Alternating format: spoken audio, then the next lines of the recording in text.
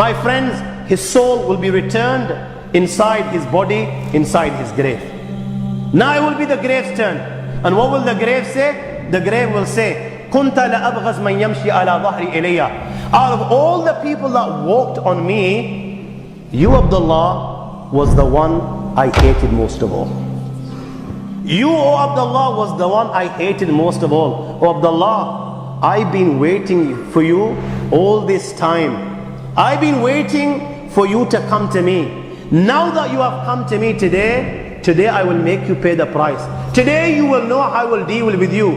At that time, my young friends, the grave will embrace him with such force that the ribs of one side, they will penetrate into the other side. And Rasulullah ﷺ practically demonstrated this. He took the fingers of his right hand and he placed them in the fingers of his left hand like this. This is what will happen. This is what will happen. And now, the angels Munkar and Nakir will come. Jibreel Amin on one occasion asked Rasulullah, Ya Rasulullah, I want you to describe these angels for me. So Nabi Kareem Sallallahu Alaihi Wasallam was told, O Muhammad, without telling you the size of these angels, أبصارهما كالبرق الخاطف وأصواتهما كالرعد القاصف وأنيابهما كالصياص وأنفاسهما كاللهب يطعان في أشعارهما بين منكبي كل واحد منهما مسيرة كذا وكذا. أبصارهما كالبرق الخاطف, that their eyes glitter like lightning. Seen a flash of lightning? This is how their eyes glitter. وأصواتهما كالرعد القاصف, you know their voices rumble like thunder. وأنيابهما كالصياص, their teeth are like the horns of a bull. Their hair reach their feet. The distance between their shoulders is miles apart. You know, if you wanted to cover the distance from one shoulder to other shoulders, it would take you days and days.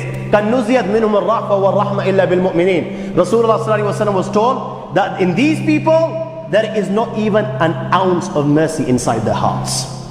Their mercy is only for the true believers.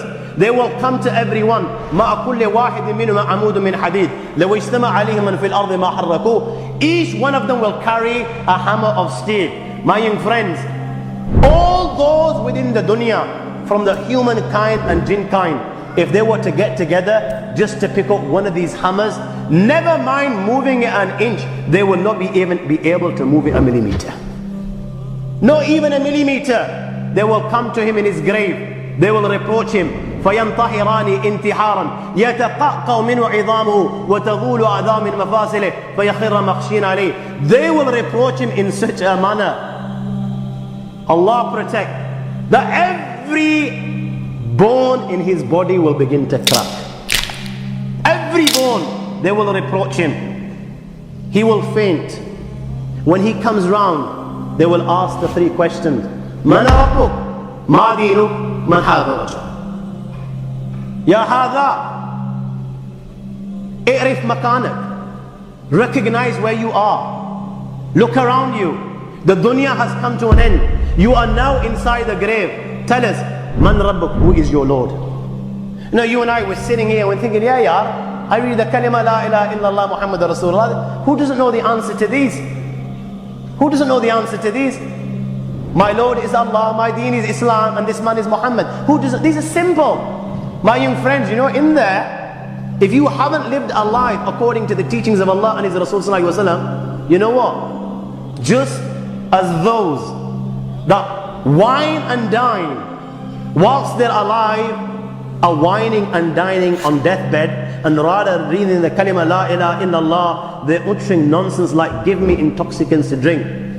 If you've spent a life like this, when these angels ask you these simple questions, and indeed they are simple questions, my friends, you will not have the answer. You ain't gonna have an answer. And at that time, my friends, they will strike him with that mace with such force, my young friends, that the sparks will spread throughout the grave. Sparks will spread, and it will be said to him, look above, and a door will be opened to paradise. He will look above, the door will be opened to paradise. He will be able to see paradise. He will be able to see the blessings of paradise. And it will be said, O enemy of Allah, had you worshipped Allah, then this was your abode. But you didn't. Rasulullah sallallahu alaihi wasallam at that time swore by his life. He swore by his life, you know, at that time. he will feel such regret, the likes of which he's never felt before. That's when reality will come before his eyes. He's seeing Jahannam, and he knows now that he's been deprived. He knows what's going to happen thereafter. At that time, Rasulullah swore by his life that that individual will feel such regret, the likes of which he's never felt before. A door will be open towards hell, and it will be said, "Oh adu Allah, O enemy of Allah, this is your abode because you disobeyed Allah." And the hot fire of Jahannam will keep on entering his grave, and he will roast right till the day of judgment. Hadith of Bara ibn Azib, after the questions, a caller will call out, give him the clothes of Jahannam, give him the bedding of Jahannam, and open a door towards Jahannam for him. Thereafter, a man will come inside his grave. This man is ugly of face, his clothes are ugly, he stinks. He will come in his grave, and this man will begin to mock. He'll begin to take the mick, and he will say to him, you know what? Good news, glad tidings of what? Of that which troubles you, of that which gives you taklif, of that which brings you pain. You didn't believe. You were just too big to believe. My young friend, this is the day that you were promised. Allah mentioned it in the Quran, what your outcome will be if you reject. Rasulullah mentioned it in hundreds of hadiths, what your outcome will be if you reject. The A'imma on every Jummah would remind you of the consequences. In gatherings like this, you were reminded of these consequences, but you refused to believe. You didn't believe that you were going to die. You didn't believe there will be accountability. You didn't believe that the angel will come. Today, you will pay the price. And he will ask, and who are you? Your face brings bad news.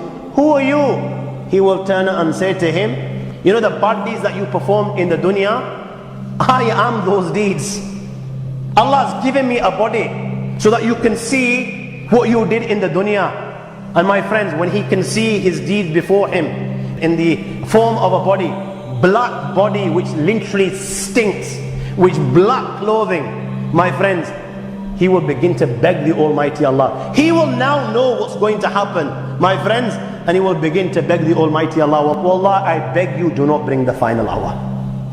Do not bring the final hour, because he knows that whatever happens thereafter will be 1,000,000 times more severe, and it will keep on increasing and increasing and increasing, and there is no end.